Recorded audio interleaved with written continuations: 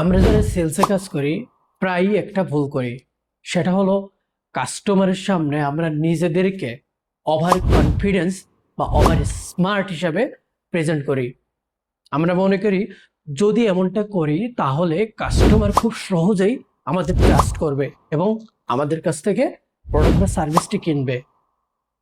কিন্তু বিষয়টা মোটেও তেমনটা নয়। সাইকোলজি বলে একজন মানুষ তখনই কোনো মানুষের থেকে প্রোডাক্ট বা সার্ভিস কেনে যখন সে অপর পক্ষকে অর্থাৎ সেলসম্যানটাকে বিশ্বাস করে।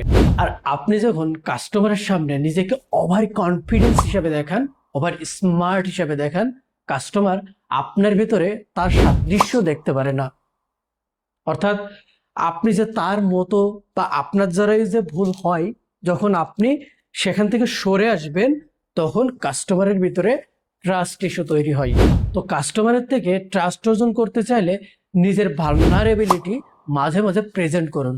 অর্থাৎ আপনিও যে ভুল করতে পারেন বা পূর্বে আপনি হয়তো বা কোথাও ভুল করেছেন সেটা তার সামনে প্রেজেন্ট করুন। তাকে বোঝান যে আপনিও তার মতোই একজন মানুষ, আপনি তাকে জাস্ট সাপোর্ট বা হেল্প করতে এখানে এসেছেন। আপনি যখন নিজের ভুলগুলো মাঝে মাঝে তার সামনে প্রেজেন্ট করবেন এবং ভুল থেকে কি শিক্ষা নিয়েছেন এবং বর্তমানে আপনি কিভাবে আপনার প্রোডাক্ট বা সার্ভিস দিয়ে মানুষকে হেল্প করছেন সেটাও তাদেরকে জানান।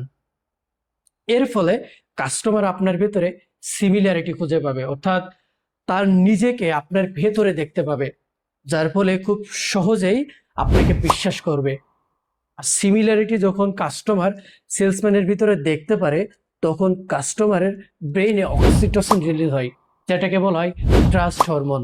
যার ফলে একজন কাস্টমার একজন সেলসম্যানকে বিশ্বাস করে এবং তার থেকে তার প্রোডাক্ট বা সার্ভিসটি পারচেস করে।